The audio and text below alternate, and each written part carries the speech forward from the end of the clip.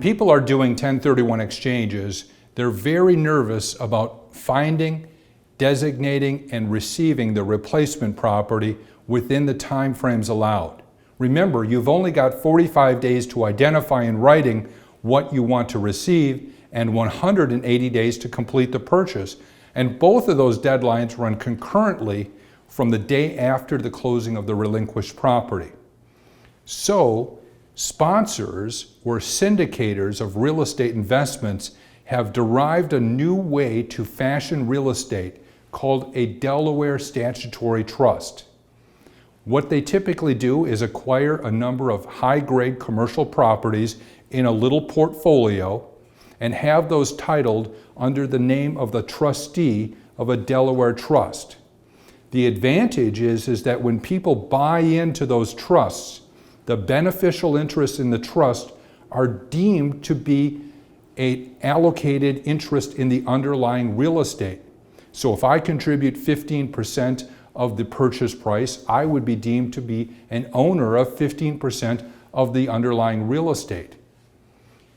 The Delaware Statutory Trust model really derived as an evolution from the old tenant in common ownership, where tenant in common syndicators would sell fractional interest in a specific property and give each of the owners a deeded fractional interest or tenant in common interest. But the tenant in common model did not work very well because oftentimes tenant in common decision making requires unanimous consent of all of the owners, which can be very unworkable when there's a dire or difficult situation for the owners to deal with. Furthermore, under the old tenant in common arrangements, they were capped at 35 co-investors or co-tenants.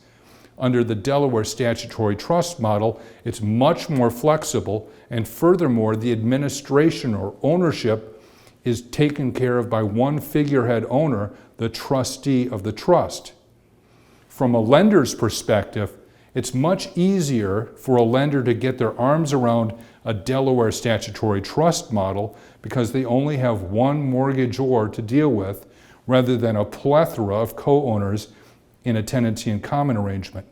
So oftentimes institutional lenders will loan money to the Delaware Statutory Trusts, and the beneficial owners are not personally liable for the debt, which makes these investments even more attractive if you have to offset debt on your old relinquished property with new debt on the replacement property.